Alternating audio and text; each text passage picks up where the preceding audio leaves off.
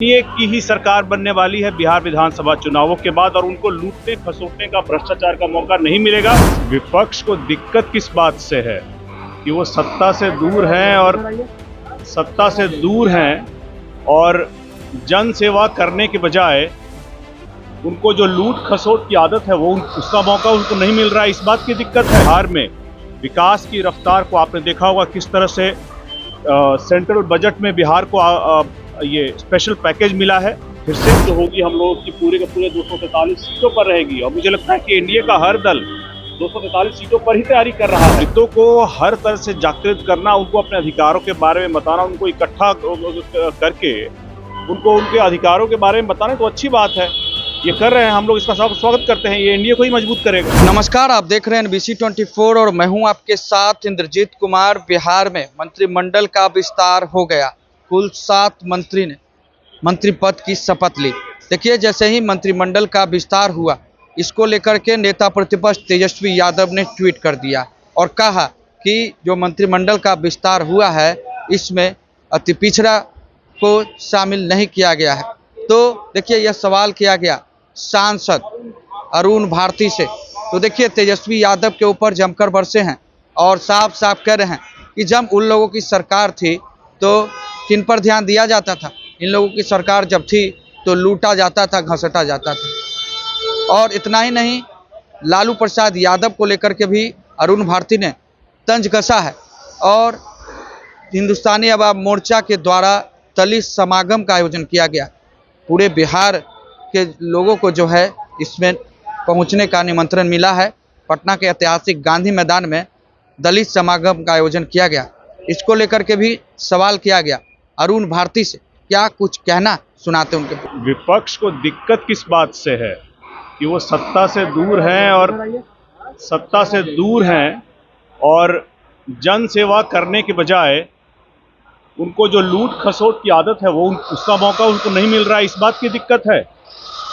देखिए, ये मुख्यमंत्री जी का विशेषाधिकार है कि वो किसको मंत्री बनाए और काम को बेहतर तरीके से आगे बढ़ाने के लिए बिहार में विकास की रफ्तार को आपने देखा होगा किस तरह से सेंट्रल बजट में बिहार को ये स्पेशल पैकेज मिला है फिर से।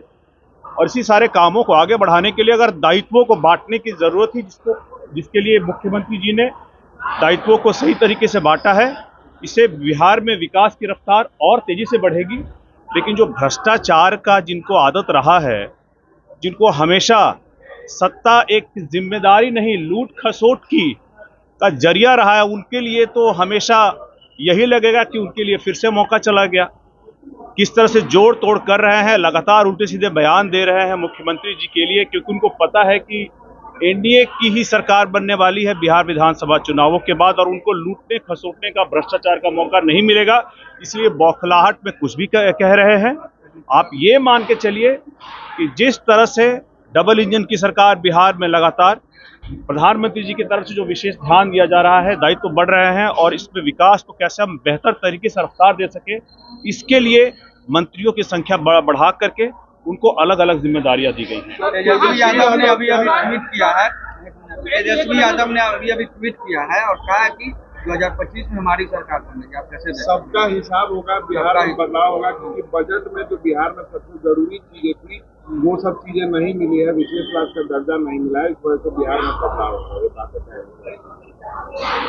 देखिए, नेता प्रतिपक्ष हैं, उनको पता है कि बिहार आने वाले बिहार के चुनावों में उनकी पार्टी को जनता आशीर्वाद नहीं देने जा रही। ये आशीर्वाद डबल इंजन की जो सरकार है, जो एनडीए की सरकार है, एकजुट है और इकट्ठी मजबूती से चुनाव में जाने के लिए तैयार है, जनता उसको आशीर्वाद देगी।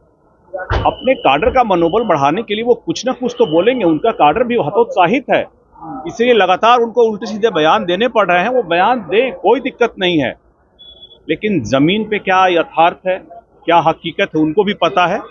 ख्याली पुलाव बना रहे हैं, बनाते रहें, कोई बात नहीं है। हम लोग ज़मीन पे हैं, जब लगातार जनता से जुड़े हुए हैं, लगातार हम लोग भी अपना कार्यक्रम कर रहे हैं, जहाँ हम लोग पूरी की पूरी हर सीटों पे तैयारी है और मजबूती से सब हमारे सारे एनडीए के नेता धरातल पर बने हुए हैं।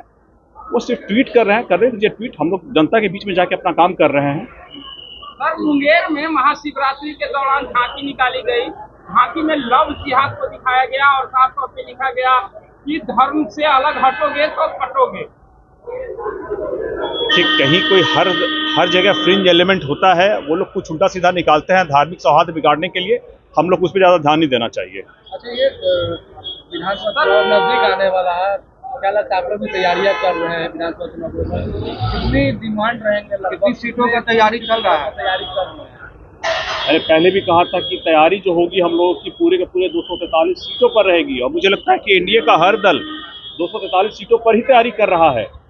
गठबंधन में जब तय होगा ना कि कौन किस सीटों पे लड़ेगा, कितनी सीटों पे लड़ेगा, तो जहां वो चुनाव लड़ेगा मजबूती से चुनाव लड़ेगा, लेकिन जहां वो चुनाव नहीं लड़ेगा वहां गठबंधन के सहयोगियों को जिताने का काम करेगा। इसलिए तैयारी पूरी के पूरे 243 सीटों की होगी। कितने डिमांड से गठबंधन की सीमाएं हैं, एक बार आपस में बात हो जाए फिर आपको भी बता देंगे। एक सवाल है सर कि दलित समागम जो है वो हिंदुस्तानी अवाम मोर्चा यानी कि जीतन राम मांझी की पार्टी कर रही है, तो क्या दलितों को अपने पाले में लाने के लिए ऐसी काम कर रहे हैं? आप लोगों को दिक्कत होगा इससे? वोट बैंक में आप लोगों पर असर पड़ेगा? नहीं, कोई दिक्कत नहीं होगा। अगर मांझी जी ये कर रहे हैं तो ये स्वागत योग्य कदम है। दलितों को हर तरह से जागृत करना, उनको अपने अधिकारों के बारे में बताना, उनको इकट्ठा करके उनको उनके अधिकारों के बारे में बताना तो अच्छी बात है।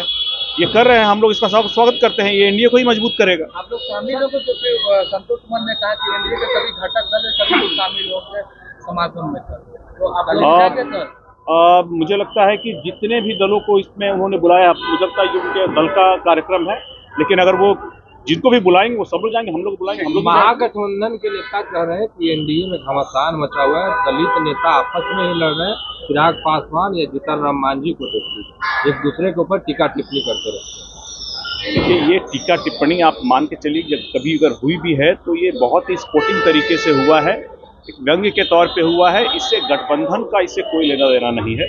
गठबंधन एक बड़ा उद्देश्य है, बड़ा लक्ष्य है, एक बड़ा व्यापक समझौता है।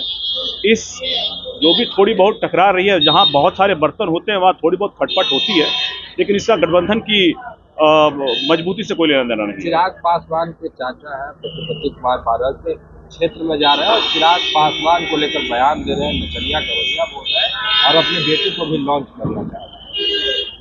शुभकामनाएं हैं। अगला सवाल। अरे हाजीपुर से 29 में चुनाव लड़ेंगे। बिल्कुल शुभकामनाएं। अगला सवाल। नचनिया गवनिया कह रहे हैं चिराग पासवान को, खुद उनके चाचा। उनके विचार है, हाँ, उनको शुभकामनाएं उसके लिए। अगले सवाल पे चलते हैं। सर, 8 मार्च को तेजस्वी यादव माई बहन महासम्मेलन करने जा रहे हैं। विधानसभा चुनाव से ठीक पहले इस तरह का आयोजन करने जा रहे हैं, फायदा होगा। देखिए, तेजस्वी जी का क्या क्या कार्यक्रम वो सोचते हैं, क्या करना चाहते हैं, एक बार जरा क्लियर करें। इस योजना को लेकर के जो जिस तरह से वो आगे बढ़ रहे हैं, उसका प्रारूप भी हम लोगों को बता दें कि वो कैसे करेंगे उसको। देखिए, बिहार को विकसित करने के लिए बड़ा जरूरी है कि कोई भी पैसा आए वो जनता के विकास के कार्यों में लगे। अगर वो ऐसी योजनाएं बना रहे हैं तो वो तो एक वक्तव्य बयान देकर के जनता को भ्रमित करने का काम करते हैं, ये जानना बहुत जरूरी है। और ऐसा कोई भी कार्यक्रम करते हैं जिसमें लोगों की भलाई है, उसका तो हम लोग स्वागत करेंगे, लेकिन इसका प्रारूप हम लोग को पहले बताएं। सर, लालू प्रसाद यादव ने कल ट्वीट करते हुए कहा कि जब विधानसभा का चुनाव आ रहा है, पीएम मोदी बार आएंगे और मखाना 300 दिन खाएंगे, कुछ दिन में 365 दिन बिहारी भूजा खाएंगे, मिथिलांचल का कपड़ा पहनेंगे और इस तरह जो है बिहारियों को रिझाने का प्रयास करेंगे। देखिए, बहुत सारी चीजें जो बिहार के अर्थव्यवस्था से जुड़ी हुई हैं, इन चीजों को अगर आगे प्रोत्साहित करने के लिए प्रधानमंत्री जी ऐसा कोई बयान देते हैं तो इसका स्वागत होना चाहिए, क्योंकि उनके बयान का, प्रधानमंत्री जी के बयान का मायना है। और इससे हमारा जो मखाना उद्योग है, जिस तरह से वो अभी जा करके एक स्ट्रक्चर में आ रहा है, बाहर इसकी जिस तरह से हम लोगों को इसका फायदा मिलेगा, इन चीज़ों का स्वागत होना चाहिए। लेकिन लालू जी को आदत रही है अर्थव्यवस्था, बिहारियों के भलाई से, विकास से और बिहार की अर्थव्यवस्था से जुड़ी हुई हर चीज़ों का मजाक उड़ाने की। इस तरह से वो मजाक उड़ाते हैं, ये उनके विचार है। जो हम लोगों के विचार हैं बिहार की को विकसित बनाने के लिए, उस पर हम लोग आगे चलते रहें।